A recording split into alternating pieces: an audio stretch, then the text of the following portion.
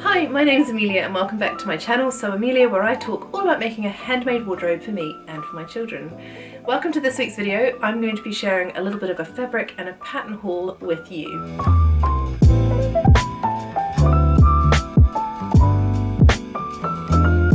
So I'll start as ever with what I'm wearing, and today I'm wearing my Megan Nielsen Jarrah sweater.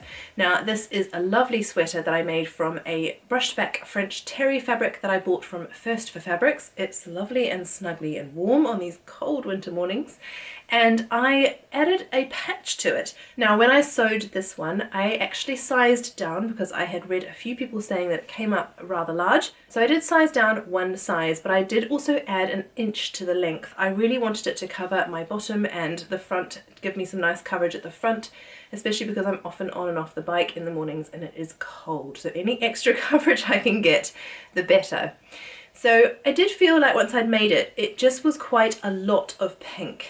And I thought about adding some embroidery to the front here. I thought about adding some sort of vinyl heat transfer cutout thing, and nothing just quite felt right. So I wasn't reaching it for it very much because it just didn't quite feel right or finished, I guess. And then I saw New Craft House advertising these gorgeous forever handmade patches, and I thought, that's it. That's what this jumper needs, is a fun patch to pop on the front. So I ordered one of those straight away. They actually may still have some, I'm not sure. I'll link it in the description box below if they're still in stock. They also had some sweatshirt, beautiful sweatshirt kits with these patches as well. So if they're still in stock, I'll link those below as well. I didn't need the sweatshirt fabric, I just needed the patch, so that's what I ended up buying and sewing onto the front of this jumper, and I'm really happy with the way it feels now. It feels more finished, it feels more me, so I'm really looking forward to getting more wear out of this sweatshirt now. Now this fabric haul is definitely brought to you by snuggly, cuddly, cozy fabrics. We've had a real cold snap here in the UK and it's made me really want to get stuck into some proper snuggly sewing before the spring comes. Prior to that, it hadn't actually been that cold, so I wasn't really doing lots of cuddly snuggly sewing, but now I definitely am. So I've got my snugglies on today, and the first fabric I'm going to share with you is a beautiful snuggly fabric, and it is this one. It is a gorgeous leopard print fleece from Sew Me Sunshine, although I believe I've seen several other fabric shops also selling this. It's in the cream colorway, and I believe it comes in two other colorways as well, but I really loved the cream colorway.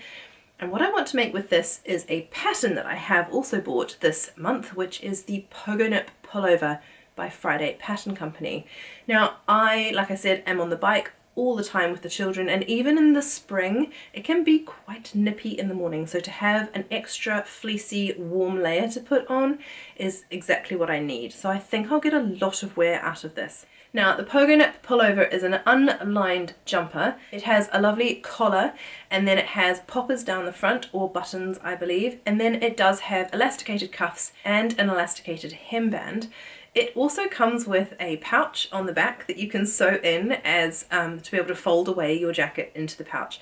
I won't be adding that on the fleece. I think it's too bulky, and I don't really want to fold this one away anyway, although I do love that feature on the pattern. Now it says it can be made in woven or stable knit fabric, so it's great to have a lot of options in terms of fabrication for this pattern, and it comes in Friday Pattern Company's full size range, so extra small through to 7XL, which is fantastic. Now for this one, the one thing that put me off this pattern initially was the fact that I don't really want a fitted hemband. If I'm going to be wearing this as an extra warm snuggly layer, I think I just want a plain hem and have it quite long-ish. Not sure on the length just yet. I need to sit with the pattern for a little bit and look at it and have a think. But I do love all of the other features of this pattern. I also love the fact I'm not going to be trying to put a half zip into this fabric. I did have another pullover pattern that I was considering which had a zip, but I'm really glad the Pogo Nip Pullover pattern came out because that just has the poppers or the buttons, and I think that will be perfect with this fleece fabric. So I think I will just leave the hem finished flat without the waistband or the elastic in that waistband, but I will elasticate the cuffs just for added warmth. So I'm really looking forward to getting that made up. I think it will be a great extra layer, particularly going into the spring, for the winter too obviously, but such snuggly fabric. just makes me want to cozy up right now. So that's the first fabric that I bought this month. Now, the next fabric was also from So Me Sunshine. So they have a regular video where they talk about new fabrics that they've got in, and this was on that video. I think it was about cozy fabrics for the winter.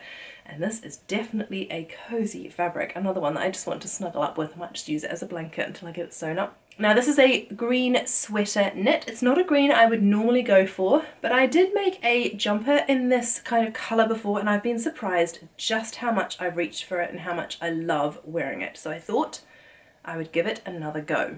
So I have a few patterns in mind for this one, and I would love your suggestions because I just can't decide. Oh, it's so lovely and warm. I think I bought about 3 meters of this one because my initial thought was to make the Carla loungewear set by Swim Style Patterns. I've seen quite a few people making this up recently and I absolutely love the look of it. But I do wonder if I would wear it out of the house. I think it's a beautiful loungewear set. It probably wouldn't get worn an awful lot outside of sort of the winter months in this really cuddly fabric. And I feel like it might just swamp me a little bit with my particular pear-shaped figure. I do love the look of it though. It looks so cozy, perfect for snuggling. If you've made the Carla loungewear set and you have a different opinion on that, if you found that you're getting a load of wear out of it, do leave me a comment below and let me know. Or if you've got a favourite pattern for sweater knit, do let me know that below as well. Now, in the meantime, since I bought this fabric, I've seen True Bias put up a blog post where she combined the Nico top and the Zoe dress skirt pieces to make, I think she called it the Zico dress. Now, the Zoe dress is probably my most worn dress in the summer. I absolutely love the silhouette of it. I love the fit of it. I love everything about it. I reach for it all the time. I think I'd wear it every day if I could. But yeah, I love it. And actually I wore it a lot when we were traveling. It was such a comfortable traveling dress. Now, what I thought is I could make the Zico dress from this fabric. I've definitely got enough. The Zoe dress has got a lovely wide A-line sort of skirt at the bottom, and it is more of a maxi length dress, so I would need quite a lot of fabric, especially because the front piece is cut in one piece. Now, I'm not sure, I don't have the Nico top pattern, but I'm pretty sure I could use my Freya top by Tilly in the Buttons and use the same hacks in her blog to get that same effect and make, I guess it would be a froey, Freya and Zoe, a froey dress? I'm not sure. That's another option because I just absolutely love how cozy this is, and I, like I say, wear my summer Zoe dress all the time. So I wonder if I'd get a lot of wear out of a winter Zoe dress. Let me know your thoughts. Should I make the Carla loungewear or should I make the froey dress from this? Those are my two options, but I really do love that fabric. Now, as ever, I have plans for my children as well. Just one thing this month though, and that is a jumper for my son. I really love the Miss Yuzu Patterns Rowan Tee. It is a free pattern and it looks really, really good on my son. It's got a nice, loose, relaxed fit, and I've made it both as a t-shirt for him and as a jumper. Because it's got a loose fit, it goes over other t-shirts and tops really easily. And the fabric I've got for that one is this gorgeous neon French terry. How much fun is that? Now this came from a new shop to me, Blue Moth Fabrics. Now he's got a neon party that he's going to soon, and he wanted a neon item of clothing to wear to that party. So we had a look online, and this was what he settled upon in the end, this really fun neon print. Now, I know that he'll get a lot of wear out of this. He does need another larger jumper anyway to wear, especially going into the spring. This French terry isn't brushed back, so it's nice and light, so it will be perfect for that sort of change in weather, and it will go over a long sleeve top in the winter as well as just another little layer of warmth. So that is so much fun, that fabric. So I'm really looking forward to making that into the Miss Yuzu Patterns Rowan Tee. Great pattern, great size range. Works really well. It is oversized, so do check the finished garment measurements if you're making it for your children. I often find that particularly the sleeves I need to shorten a little bit, and it does come out quite long, but for a free pattern, it's fab. I've made that one quite a bit for my boys, and I'm looking forward to making this up for him soon. Now, the other fabric I have bought recently was from a D-Stash, and it was from a D-Stash by, she used to be Made by Bells on Instagram. I think she's now the Daydreamer London. She has beautiful clothes that she now makes to sell. Absolutely stunning. And she was doing a little bit of a D-Stash of her personal fabric stash, and I noticed this gorgeous Atelier Brunette viscose. Beautiful colours. I love navy blue. I do wear it all the time. And I've been thinking for a really long time about how much I would like to make another Tilly in the Buttons Lyra dress. I have one in my wardrobe already, and it is probably one of my most worn dresses in the autumn and the winter. I reach for it all the time. Very, very comfortable dress, and I love the silhouette on me. So I would love to make another Tilly in the Buttons Lyra dress, and when I saw this fabric on her D-stash, I thought it would be perfect for another Lyra dress. So I did snap that up. It hasn't arrived yet, but I'll pop a photo in of the fabric, and I'm very much looking forward to getting that.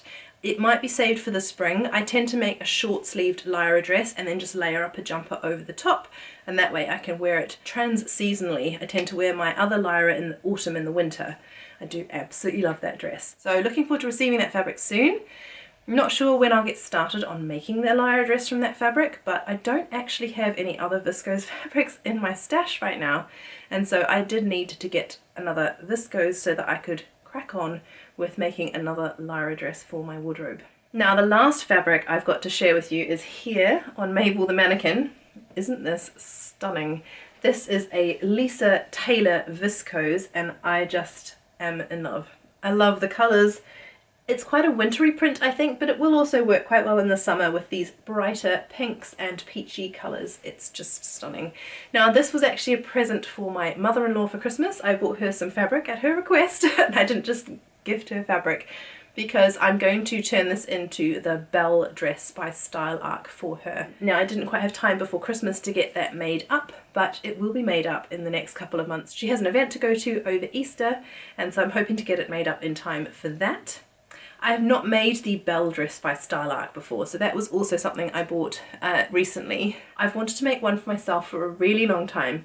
So actually, although I'll first make it for my mother-in-law, I'm not sad to have that pattern in my stash, because I think I will make it for myself in the summer as well. Now the Belle dress pattern is a beautiful pattern. It's got quite a deep V-neck and then a beautiful sort of fitted waist, which is fitted because of the shirring at the back, and that gives lovely blousey effect at the back, and then it's got an A-line skirt and it's buttoned down the front.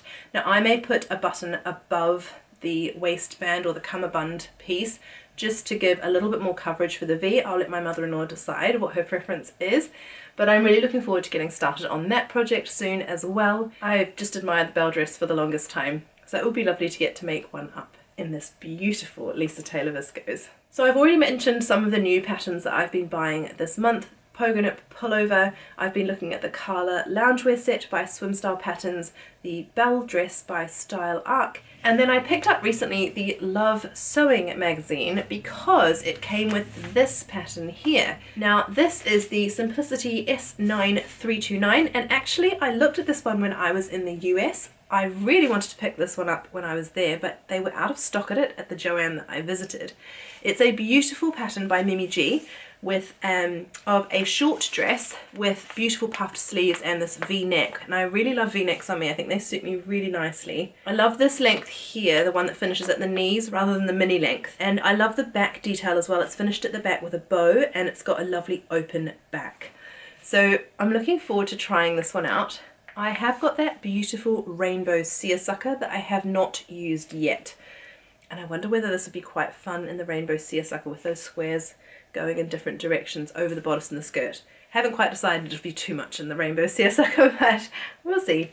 It's certainly a pattern that I wanted to add to my stash when I was over in Texas, and so when I saw it in my local Sainsbury's, I picked up the Love Sewing magazine and the pattern that came with that magazine. So very excited to have this one in my stash, but that won't be made up until the summer, I don't think. So that's it. Those are the things I have been buying recently. I have very specific plans for all of those fabrics, and I'm hoping now the children are all back at school that I'm going to get a little bit of time in my sewing room and make those fabrics up into beautiful, cozy garments.